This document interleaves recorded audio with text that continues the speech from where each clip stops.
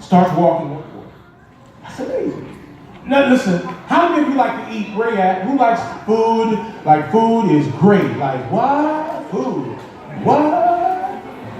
How many of you, when your parents take you out, they have to limit your budget on the menu? Listen, you are not going to be spending all this. How many of you have a parent who tries to get you to eat on a kiddie meal because you just eat too much? You're like, no, Mom, I want steak.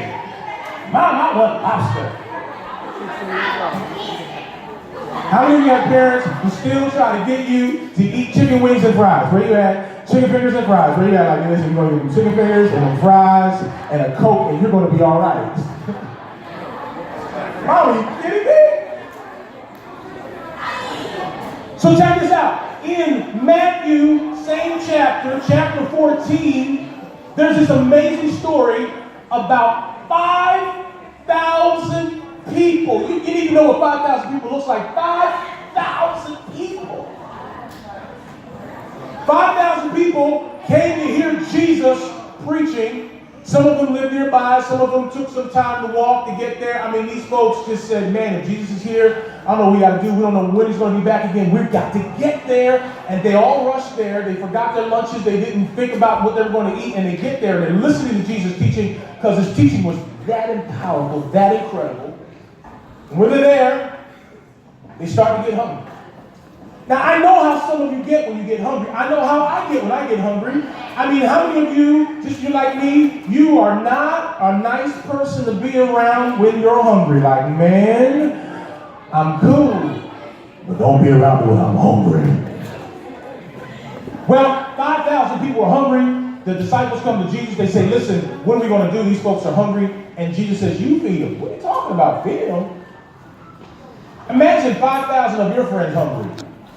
Somebody better have a really big bank account. How many of you agree? Clap your hands if 5,000 of your friends are hungry. They better have a real big bank account. Because you about to go broke, right? 5,000 people, Jesus says, you feed them. He goes out to the crowd. They bring back a little child's lunch. And they said, well, Jesus, this is all we can find. And he opens it up, and there are only 5 loaves and 2 fish. And I can imagine the disciples are very disappointed, like, what are we going to do, Jesus? Save us. Jesus says, no problem.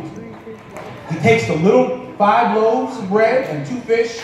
He does something amazing. He doesn't use Superman laser eyes. He doesn't do that. He doesn't use some sort of super strength. He doesn't do that. He prays.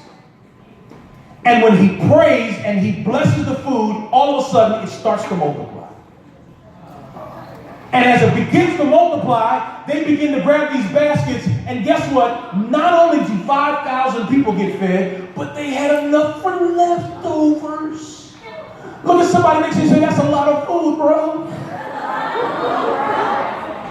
I mean, they ate until they were full. And they're like, I want no more. Just stop. It's done. Just, woo. Leftovers. That's the Jesus that wants to be your best friend. And guess what? I mean, I know the miracles are amazing. He healed a man. He gave a man that was born what? Blind. You remember that one? He gave a man who was born. He gave him back his. And then he also walked on. And then he just got finished feeding with just 5 loaves of bread and how many fish? 3. Bruh, are you kidding me? Look at somebody next to you and say, that's amazing. Number 4, and there's a lot more, but I just want to pull out 4. He does something that no one has ever done before. He actually raised the dead. He raised the dead. There was this guy named Lazarus who had died. Now, I want you to understand that it wasn't that he had just died. And Jesus just came and did the whole mouth-to-mouth resuscitation. Come on, clear. No, he didn't do any of that. This guy was dead for many days. 3, actually. To the point that when he comes on the scene and the people are looking for Jesus, they were looking for him for a number of days, and when he shows up on the scene, they're like, Jesus, you wasted your time. He's dead. He probably stinketh now. That's what it says in the King James Version. He stinketh. Everybody say stinketh. Stinketh. He's been that dead that long. Jesus says, no worries, no problem. I get up, and he does something that no one else does. I think this is amazing just to me, maybe not for you, but for me. He gets up, and he just says, Lazarus, come forth. 3 words. Somebody put up the number 3. 3 words. He doesn't shout. He doesn't yell. He doesn't turn around. Do the hokey pokey, turn yourself. He doesn't do none of that. He just, Lazarus, come forth. Lazarus comes out. And he's alive. Not like a zombie dead. No, he is alive. What makes Jesus, here's the deal. What makes Jesus such a great friend to have? This is just me. Is his willingness to save. He goes out of his way to save. I mean, he didn't have to do anything for that man who was blind. He wanted to. He walks on water. He goes out of his way because the disciples were in trouble. That's what he did. 5,000 people were hungry. He goes and feeds them. He raises Lazarus from the dead. Guess what? He is a great friend to have because he goes out of his way to save. Have you ever gone out of your way to help someone? How many of you have ever done that before? Have you ever gone out of your way to help a stranger? Wow. You know what? Have you ever sacrificed something for a friend? How many of you have ever done that before? Sacrificed something for a friend. Okay. Have you ever had someone sacrifice something for you? Yeah. And most of us, some of us would go out of our way for a stranger. Some of us would sacrifice for our friends. Some of us will accept someone sacrificing for us. We will especially go out of our way for our family. Family. Everybody say family. I mean, we'll go out of our way for our family. We will go out of our way. Check out this video. Check out this video of a little boy who goes out of his way for his family. He can do the video of itself. He found it in her chest. I didn't know what to do. I felt like the worst mom. But the worst did not happen. 2.5-year-old Bodie got right up while his twin brother Brock remained pinned. This one's Bodie, and this one's Brock, and they're super rambunctious. It was around 8:30 in the morning. The boys and their parents were in separate bedrooms in their Orem, Utah home. I usually hear everything. We didn't hear a cry, we didn't hear a big thud. For 2 minutes, Bodie tried to free his twin, first by pushing, then trying to move the dresser from the other side, then trying to lift it in vain. But finally, Bodie managed to push the chest far enough for Brock to squirm out from under it. Both boys were fine. No bucks or bruises. Online comments asked, and the parents were there? Wow. Clap your hands for that. That is amazing.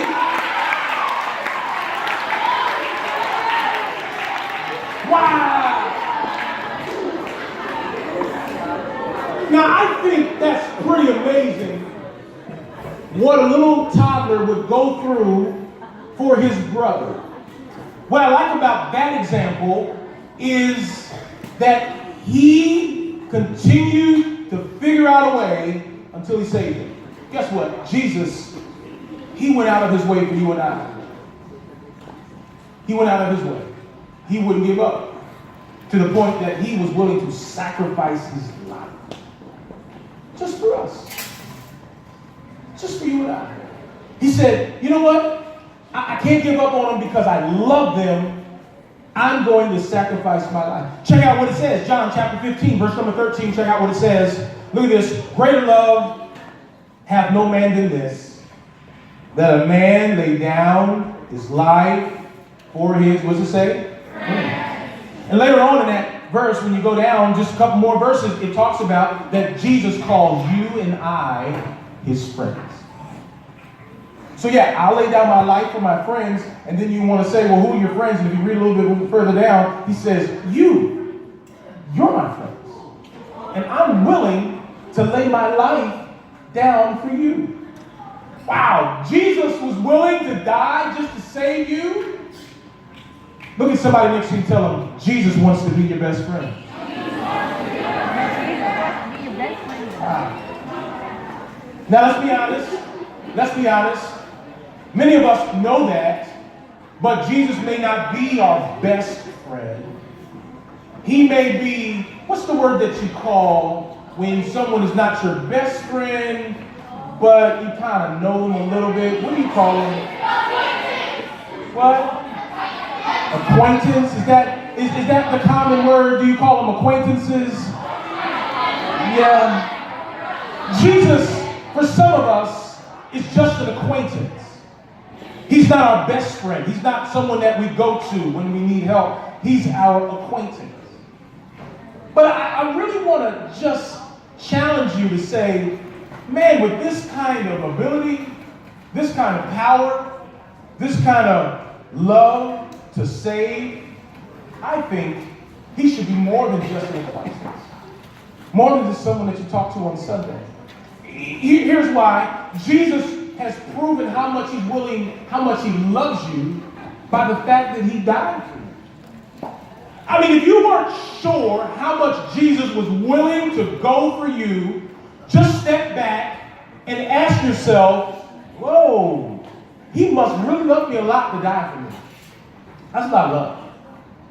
I can trust someone who's willing to put their life on the line and to die.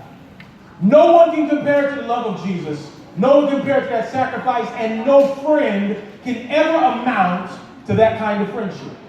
Let's talk about what he does now. Okay, we've talked about what he's done. Let's talk about what he's there for now. Guess what? He never lies. He never lies. No. Everything that Jesus says is truth. If you want to believe it, just look in the Word of God and read it, and you'll see that everything that he says is true. He only speaks truth. He's always there. He never leaves us. He's always listening, no matter where you are and what you are and how close you are or how far away from him you are. He's always willing to listen to your prayer. That when you talk to Jesus, he's listening for you, and he's always looking for an opportunity to forgive. No matter what you've done, no matter how bad you've done it, Jesus is always there to forgive you. Even if a person struggles with forgiving you, Jesus says, I'll forgive you. You know why? Because I died for you. Bottom line, Jesus wants to be your best friend. I need a friend who's that way, but here's one deal. He's eternal. Wow. He never changes. If we were to use a church term, we would say that he's omnipresent, which means that he's everywhere at the same time. That's just a cute way of saying that Jesus is here in this room at the same time that he's in McKinney, at the same time that he's in New York, at the same time he's in Florida. He's everywhere at the same time. Look at somebody next to you and just whisper, amazing. He's unchangeable. And Jesus is unbreakable. There isn't anything that you can do, ever, that would cause Jesus to say, I don't want to ever be your friend again. Well, how can we become better friends? Maybe you didn't know that Jesus was this kind of friend that really wants to be your best friend. Maybe you making him an acquaintance when you should have really made him a best friend. How can I get closer to this Jesus that I really should be making my best friend? I don't want a friend like that in my life. Well, very simple. Talk to him like he's your best friend. Don't talk to Jesus like he's an acquaintance. He's your best friend. So talk to him that way. Well, what else can I do? Trust him with your secrets. Instead of telling your friend your secrets or trying to put your secrets out on Snap, instead of trying to share your secrets with others, share your secrets with someone who can handle it. And his name is Jesus. He's been here way before you, and he'll be here after you've gone. You can trust him with your problems, with your joys. Not just talk to him when you're having a problem. Talk to him and share your joys. Lord, I had a great day today. He's your best friend. Treat him like a best friend. And just like any friend, the more time you spend with him, the more influence he'll have over your life. The more time you spend with him, the more time you talk to him, the more time you share with him, the more time you read about him, the more time you get in small groups and you discuss him, the more time you hang out with other people who live for him, the more time you do those kinds of things, guess what? He influences you even more. Just like any friend, that's what Jesus is. Guess what? With Iron Man, he knew that he was the only one that could save New York. He was willing to sacrifice his life, and he was willing to do that in the movie for millions of people. Guess what? Jesus knew he was the only one that could save mankind. So he wasn't just saving the people that were living during his day. He died for those that weren't even born yet. That's you and I. Tap yourself and say, that's me. And the little boy, that little boy that you saw who didn't give up on his brother until he rescued him, guess what? Jesus is here for you. You know why? Because he refuses to give up on you until you come to know him as friends. Just like that little boy didn't give up, he just kept going, he was trying to figure it out. Guess what? Jesus is the same way. He doesn't just try once, he doesn't just try twice. He keeps staying at you, talking to you, whispering in your heart, whispering in your ear, letting you know, I really want to be your friend, your best friend. I really want more of your life. I have watched what happens to people who have made Jesus their best friend. And sometimes I can share my story about what I've done, but I made him my best friend, but sometimes it's better to share someone else's story. And there was a young man, his name was Toussaint. Toussaint was a basketball player. And man, he was amazing at it. I mean, this guy had a left like you wouldn't believe. He had a right. He could chop it up. He could just, woo! He had it going. Toussaint Worsley was his name. 14 years old, and we used to go and we used to play out on the basketball court. Something amazing happened. One day he started missing shots. Well, for us, we was glad. Like, yeah, boy, that's what I'm talking about. You thought you had some skill, right? He started missing his shots. But something was strange. It wasn't just one day he was missing his shots, but it just seemed like at one particular time, he just started missing shots and never could hit shots after. So his mom took him to the doctor and said, what's going on? My son is saying he's having a problem with his left eye. He can't see out of it. You know, he's just a little fuzzy. The doctor said, oh, he's growing. He's 14. Don't worry about it. You know, it's just growing pains. You know, he'll be all right. Gave him some medicine and went home. It didn't stop. He didn't have any pain. He just couldn't see as well as he could. So a couple months go by, took him to the eye doctor, and they gave him some glasses, and she kept having to go back every couple of months to change his prescription. His subscription on his eye was getting worse and worse. So finally, she goes to this place called Will's Eye Hospital. It's located in the dead center of Center City of Philadelphia. And they say, oh my goodness, guess what? We took a scan. He has a tumor on the left part of his eye, right behind his eye, his brain, and we have to operate today. Now, Toussaint, when he went in to Will's, we were talking, we were laughing, we were talking about how we going to play video games. We come back from the doctor, bro, let's go. You know what I'm saying? I got you, boy. I'm going to chop you up real good. He was a great video game player. He goes into surgery. 2 days later, when they allowed me to come up, he was paralyzed completely on his left side of his body. His whole entire left side, his arms, legs, whole nine, paralyzed for the rest of his life because of surgery. And then they said, well, listen, we thought we got it all out, but we didn't get it all, and some of the tumor that we didn't get out is cancerous. So here's this guy who was an upcoming basketball player, 14-year-old, ready to go. Hey, let's go. I mean, we would just play all day, all night. All of a sudden, something amazing in a heartbeat of a moment changed his whole life. So I would go to the hospital as many times my mother would let me. Sometimes I would take a bus and I would drive. I would take the bus all the way down to Philly. She would let me go, and I would go and see him in the hospital. And I was just always so sad. And every time I would go, this guy was crazy. He would be, hey man, what's going on? Like, bro, I don't even know what to say. You ain't got to say nothing, man. It's good. It's all good. Why is it all good? Because I got Jesus. Like, bro, what do you mean you got Jesus? You can't even play on your left side. He says, Jesus is with me. And you know what this guy did? This boy would go throughout the hospital and he would talk to people and encourage people and just tell them all about how great God was. And I was looking and saying, how can you do that? Because Jesus was his best friend. And when he died, I was there his last day. I was crying and I was upset. And he looked at me and he said, man, why are you upset, bro? I said, man, because you're my friend, bro. You're my best friend, man. I don't want to see you like that. And he said, listen, man, it's not goodbye. What do you mean it's not goodbye? He says, just see you soon. I'm moving, bro. Moving from earth. I'm going to have me a new house. I'll be able to be healed. I'll be fine. I'm going to heaven. Everything is good. You know why? Why, bro? Because Jesus He's my best friend. And he left that on me for the rest of my life, that's the kind of friend that I want to have. That will ride out with me till the end. And when I leave this planet, if I ever leave, I want him to be my friend. And I don't even need anything tragic like that. I just want to be able to have a friend that I can talk to when my homework gets crazy. How many of you have ever had bad nights when homework was real crazy? Raise your hands, anybody? Yeah. How many of you just had a bad week in school? Raise your hands real high, yeah? How many of you just get frustrated sometimes? Yeah, raise your hand. And how many of you just have some wonderful days? Raise your hands real high. Guess what? Jesus wants to be there through all of that. Not just the bad, but the good and the wonderful. With every head bowed and every eye closed.